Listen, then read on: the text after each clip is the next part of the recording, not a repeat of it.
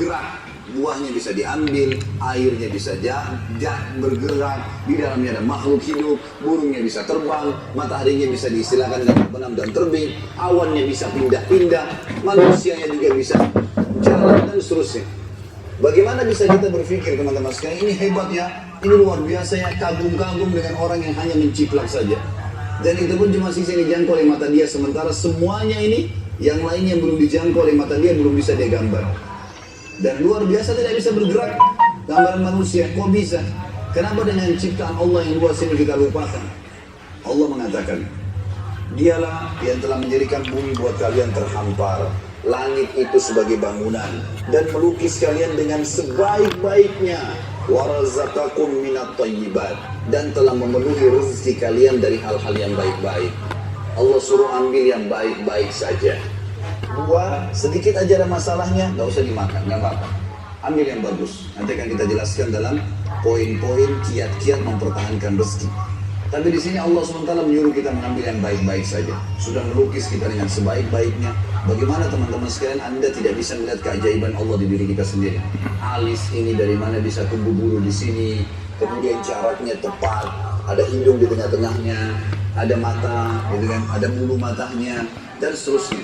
Bayangkan kalau kita ini manusia, jalan tapi tidak ada kulitnya. Urat-urat saraf semua sama otot-ototnya. Bagus nggak kelihatan? Nggak bagus.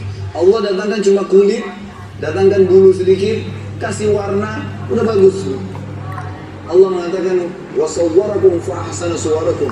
Dia betul-betul melukis kalian dengan sebaik-baiknya, warazaqakum minat thayyibat, dan memenuhi kebutuhan kalian dari yang baik-baik. Nggak usah buat masalah, cari yang baik saja, cari yang berkualitas saja, nikmatin, boleh silakan. Kata Allah, dzalikumullahu rabbukum fatabarakallahu rabbul alamin. Itulah Allah Tuhan kalian, maka maha berkah Allah Tuhan alam semesta. Ayat yang lain teman-teman sekalian, ayat yang mulia juga adalah surah Qaf, surah nomor 50 ayat 6 sampai ayat 11. Ini Allah mengajak manusia berpikir tentang masalah kebutuhan-kebutuhan mereka yang mereka dapatkan setiap harinya, agar mereka kembali kepada satu pencipta itu. A'udzubillahi minasyaitonirrajim. Afalam yanzuru ila as-sama'i fawqahum kaifa banaynaha wa zayyannaha wa ma laha min furuj. Tidakkah mereka lihat manusia-manusia itu ke langit di atas kepala mereka?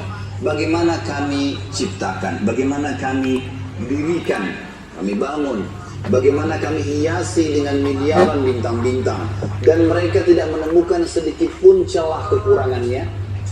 Surah Al-Mulk juga menjelaskan masalah itu, ayat 3. A'udzubillahi minasyaitonirrajim.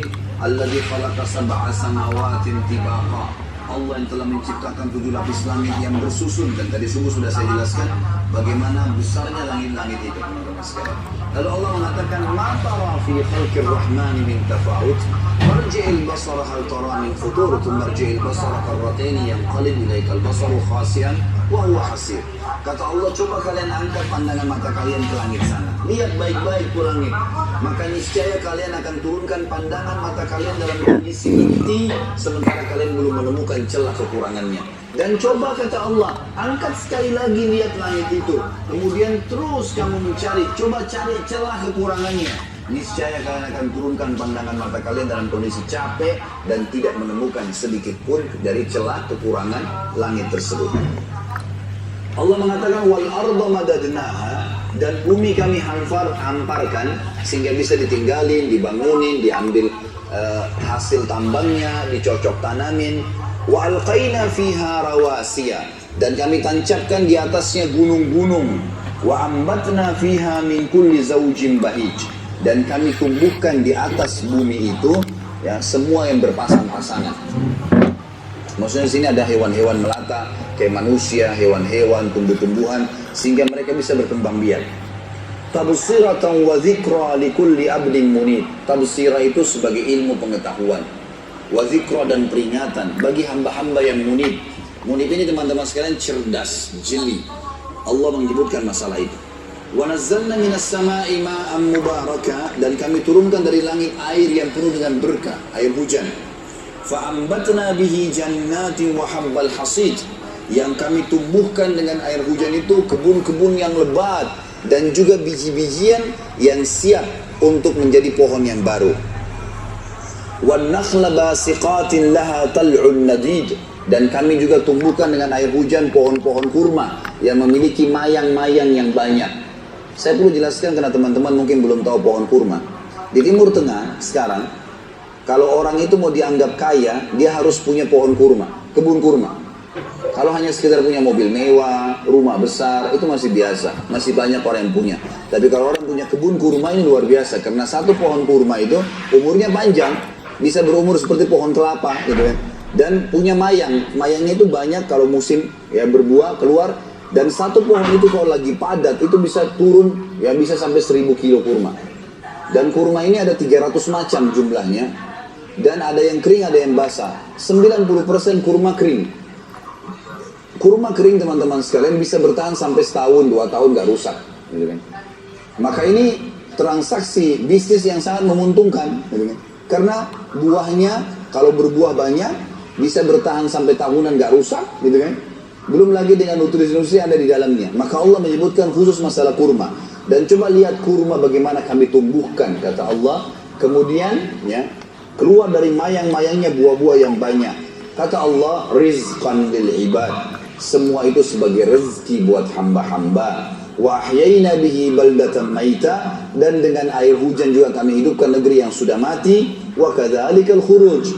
Begitulah nanti kalian akan dibangkitkan pada hari kiamat. Inilah beberapa dalil-dalil teman-teman sekalian yang membuktikan kalau Allah itu memberi rezeki, dan tidak pernah ada yang mengakui hal yang seperti ini kecuali Allah Subhanahu wa taala. Baik, sebelum saya masuk ke beberapa kiat untuk mempertahankan rezeki, kalau saya tidak salah ada 15 poin nantinya. Ada gambaran saya dulu supaya teman-teman paham apa itu rezeki, atau seperti apa sih rezeki itu. Kalau gambaran saya, rezeki itu seperti sebuah pohon. Pohon ini teman-teman sekalian ada buah yang berjatuhan dan ada buah yang bergelantungan. Buah yang berjatuhan dan bergelantungan, siapa saja boleh mengambilnya. Beriman atau kafir, semua bisa dapat. Makanya jangan heran kok ada orang kafir sembah berhala atau mungkin ngaku Tuhan punya anak dan seterusnya, tapi masih hidup, punya rumah mewah, makan segala apa yang dia mau. Dah iya. Karena rezeki itu Allah siapkan untuk semua makhluk, nggak terkecuali. Kalau orang kafir tiba-tiba Allah nggak kasih rezeki, maka nggak ada orang kafir nantinya.